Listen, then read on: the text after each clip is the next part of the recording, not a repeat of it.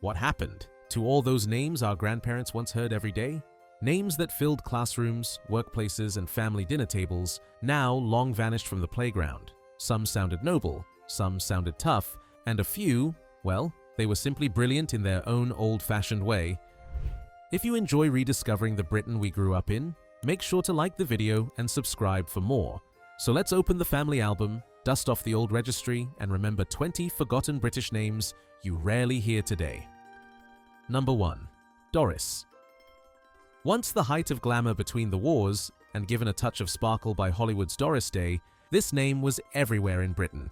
It felt modern, bright, and full of life. But by the 1970s, Doris had quietly retired, replaced by sleeker newcomers like Julie and Karen. Today, it survives mainly in seaside postcards and nostalgic sitcoms.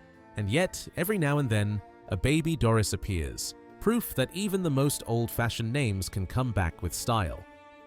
Number 2. Gladys. You can almost hear it in a soft Welsh accent. Gladys was once as common as Sarah or Emma, gentle, tidy, and thoroughly respectable.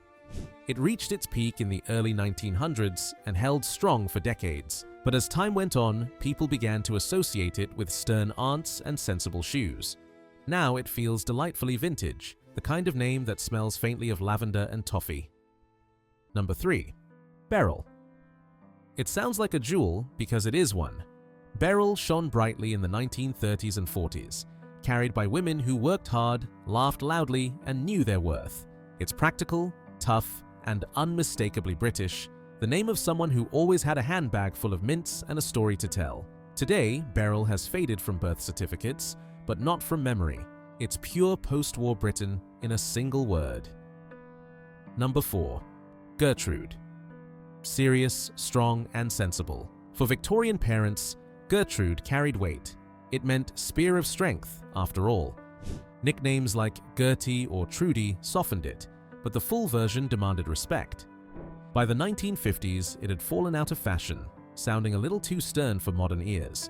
Yet it's hard not to admire its boldness, a name built for a world that valued character over coolness. Number 5. Ethel. Once among the most popular names in Britain, Ethel meant noble, and it sounded it too.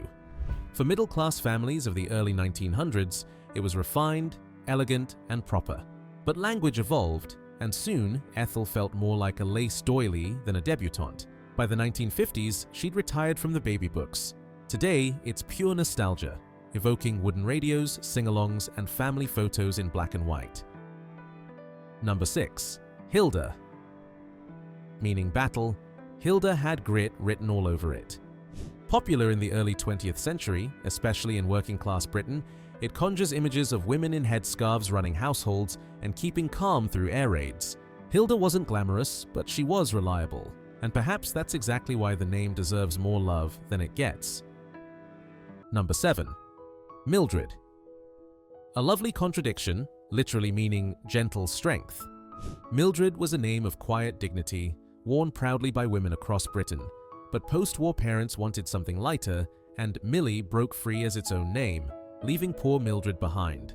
Still, when you hear it now, it feels cozy, like hearing your nan's voice in an old recording.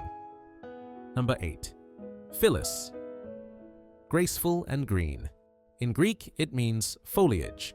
For decades, Phyllis filled school registers from London to Leeds. It had a literary ring, refined yet homely. But by the 1970s, it sounded like something out of a ration book. Today, Phyllis lives on in anecdotes and archives, a name that quietly bloomed and then slipped away. Number 9. Enid. Romantic, poetic, and undeniably British. Tennyson wrote about her, Enid Blyton made her famous, and for a while she was everywhere. But the clipped sound of Enid fell out of favor after the 1960s, replaced by softer names. Still, say it today, and it feels intelligent, brave, and charmingly old school. Number 10. Mabel. Meaning lovable, Mabel was huge in Edwardian Britain, cheerful, proper, and sweet. It disappeared mid-century, but unlike some of her forgotten sisters, Mabel's story has a happy ending. She's back. In nurseries across the UK, you'll now find a few little Mabels toddling about, living proof that some names really do come full circle. Number 11. Norman. Solid as a brick house, it literally means Northman, and it carried that sturdy strength right through the 20th century. Perfect for men who fixed things, served in the forces, or built lives from scratch. By the 1980s, though, Norman had slipped into memory, replaced by names with softer edges, but few names sound more reliably British. Number 12. Ernest. Once loaded with dignity and a touch of humor thanks to Oscar Wilde's The Importance of Being Earnest. Explorers, authors, and gentlemen carried it proudly. Then, fashions changed. By the late 20th century, Ernest was a relic of grammar schools and stiff collars, but its charm is timeless, the name of someone who means what they say. Number 13. Clifford. From Ford near a cliff, Clifford had a rugged yet refined sound.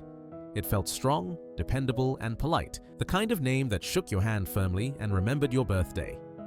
Shortened to Cliff, it survived a little longer, but the full version faded fast after the 1960s.